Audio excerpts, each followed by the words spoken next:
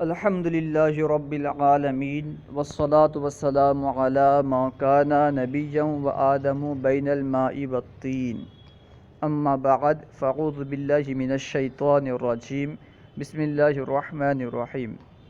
آج ہم اسماء مشتقہ کے بارے میں پڑھیں گے کہ فعل سے مشتق ہونے والے اسماء کتنے ہیں اور کیا کیا، اور اس میں سے ہم چند کی تعریف بھی انشاءاللہ آج پڑھیں گے۔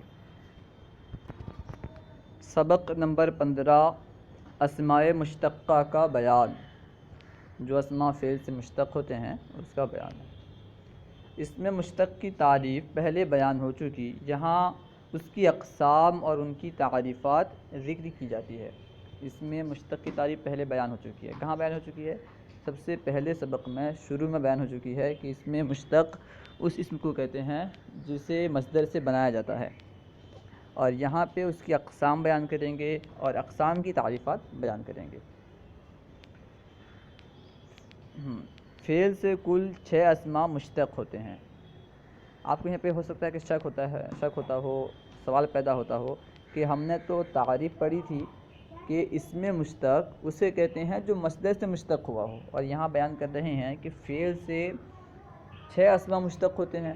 ہم نے تو اسم مشتق کی تعریف یہ پڑھی تھی کہ جو فعل سے مشتق ہو، جو فعل سے بنایا گیا ہو، اسے ہم اس میں مشتق کہتے تھے، لیکن یہاں پہ بتا رہے ہیں، ہم نے تو مصدر سے پڑھی تھی کہ مصدر سے جو بنایا جائے، مصدر سے جس کو مشتق کیا جائے اسے اس میں مشتق کہتے ہیں، اور یہاں بتایا جا رہا ہے کہ فعل سے 6 اسماء مشتق ہوتے ہیں۔ یہ کیسے ہو سکتا ہے؟ دراصل بات یہ ہے کہ فعل جس سے یہ 6 اسماء مشتق ہوتے ہیں، جس سے یہ 6 اسماء بنائے جاتے ہیں، وہ خود مصدر سے بنایا گیا ہے۔ گویا کہ یہ سب کے سب مصدر سے ہی بنائے گئے، مصدر سے ہی مشتق کیے گئے۔ اسی وجہ سے جو اسم مشتق کی تعریف کی جاتی ہے وہ اسم جو مصدر سے مشتق ہوا ہو، جسے مصدر سے بنایا گیا ہو۔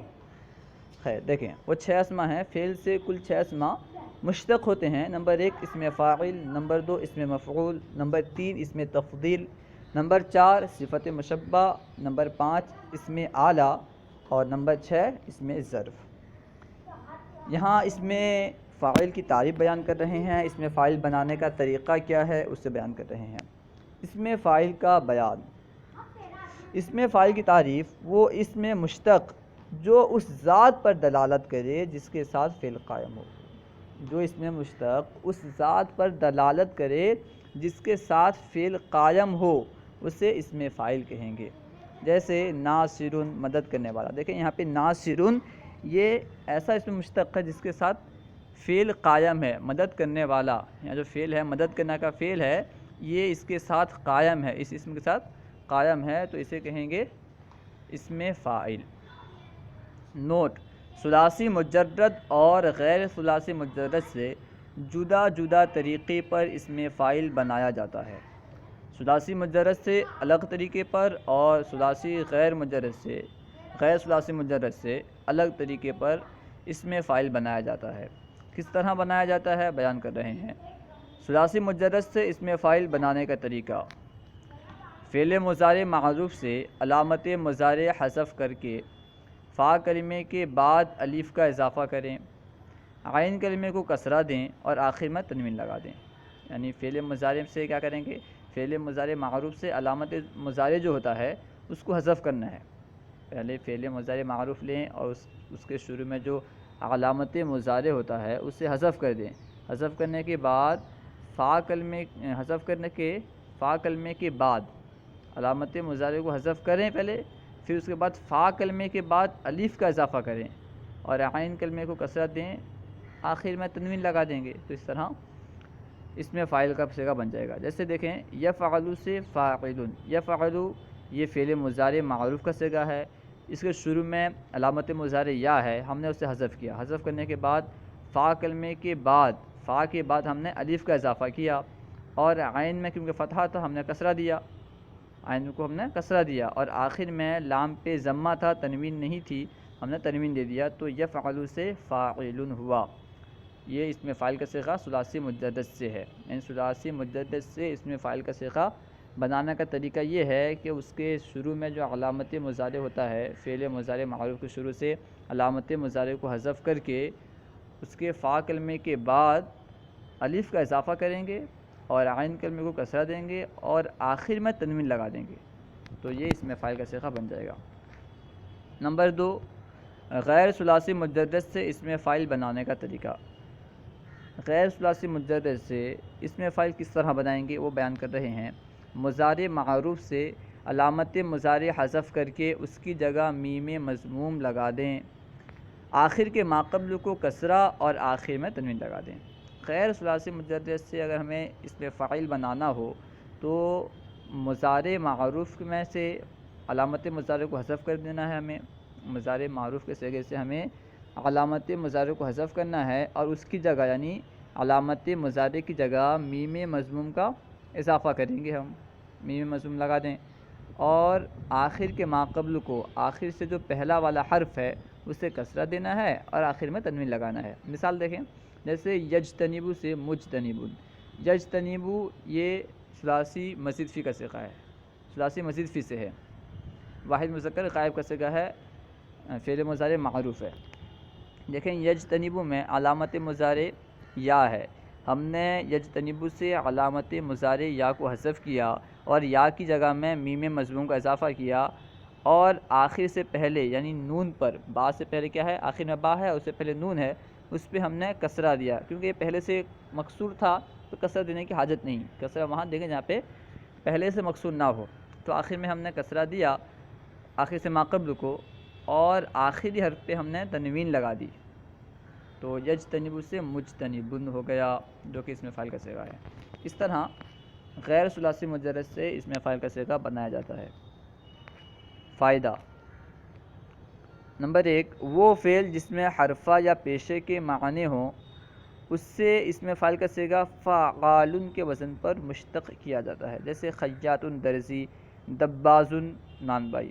جس فعل میں حرفہ یا پیشے کے معنی ہوتے ہیں اس سے ہم اسم فاعل اگر بنانا چاہیں تو کس طرح بنائیں گے، فعال کے وزن پر، فعال کے وزن پر ہمیں اسم فاعل بنانا ہوگا، جیسے خیاط درجی، خباز نانبائی۔ یہاں دیکھیں یہ اسم فاعل کے صیغے ہیں لیکن یہ خباز اور خیاط فعال کے وزن پر ہیں کیونکہ ان میں حرفہ اور پیشہ کا معنی پایا جاتا ہے۔ نمبر 2، فاعل کا صیغہ نسبت کے لیے بھی آتا ہے، جیسے تامر کھجور والا، لابن دودھ والا، اسے فاعل ذی کذا کہتے ہیں۔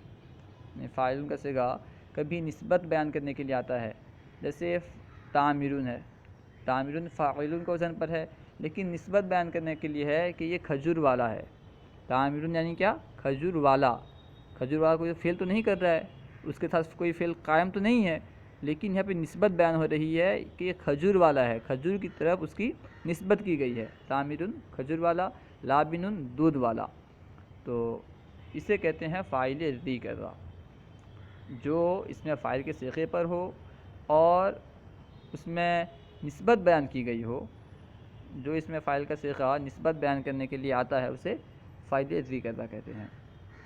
نیز نسبت کے لیے اس میں جامد سے جو صیغہ فعال کے وزن پر بنایا جاتا ہے، نسبت بیان کرنے کے لیے ہی اس میں جامد سے جو صیغہ فعال کے وزن پر بنایا جاتا ہے وہ بھی اسی قبیل سے ہے، یعنی وہ بھی فاعل ذی کذا ہے، جیسے بقلۃ سے بقال، بقلۃ یہ اس میں جامد ہے، یہ مصدر نہیں ہے، بقلۃ مصدر نہیں ہے تو اس میں جامد ہے، اس میں جامد سے بقلۃ سے کیا بنایا گیا، بقال سبزی والا۔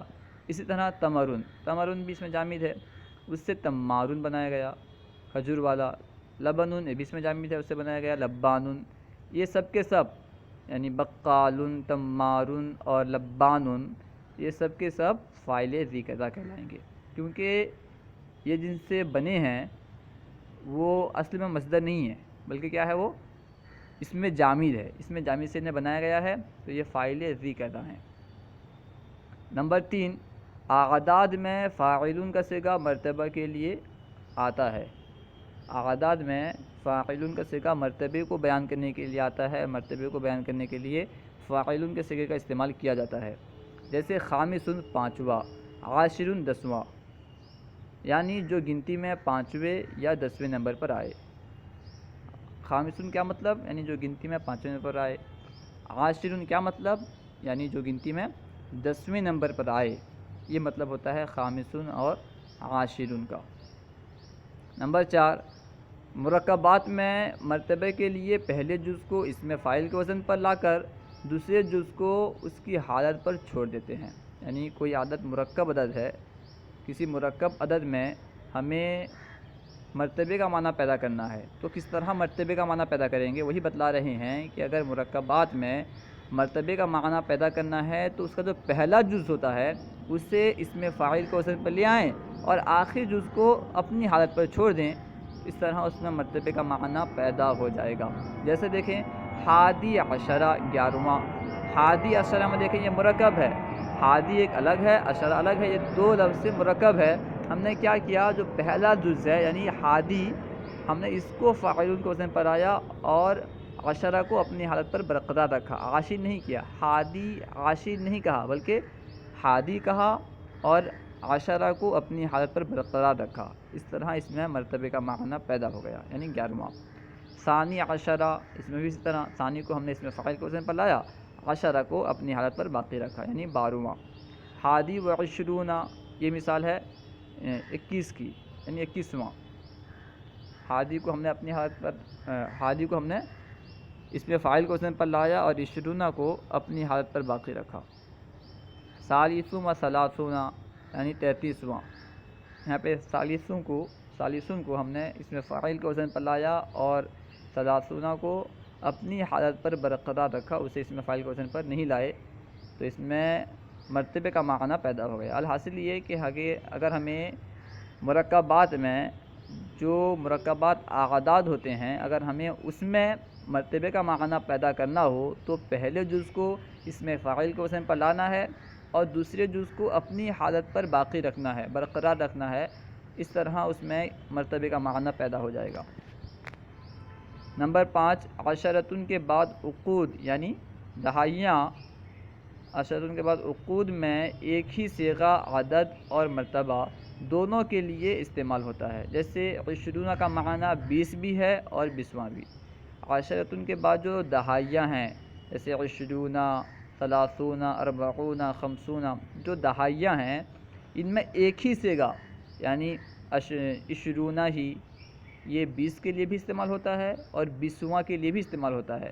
اگر ہمیں یہ کہنا ہو کہ 20 بتانا ہو کہ یہ 20 ہیں تو عشرون کہیں گے، 20واں کہنا ہو تبھی عشرون ہی کہیں گے۔ اس طرح ثلاثون، اربعون، خمسون، جتنے بھی دہائیاں ہیں عشرتن کے علاوہ سب میں اسی طرح ایک ہی صیغہ عدد بیان کرنے کے لیے اور مرتبے کو بیان کرنے کے لیے دونوں کے لیے استعمال ہوتا ہے۔ صلو علی الحبیب صلی اللہ تعالی علی محمد۔ ہمارے یوٹیوب چینل فیضان درس نظامی کو سبسکرائب کریں، اور اگر کچھ سمجھ میں نہ آئے تو کمنٹ باکس میں سوال کریں، انشاءاللہ عز و جل جواب دینے کی کوشش کی جائے گی۔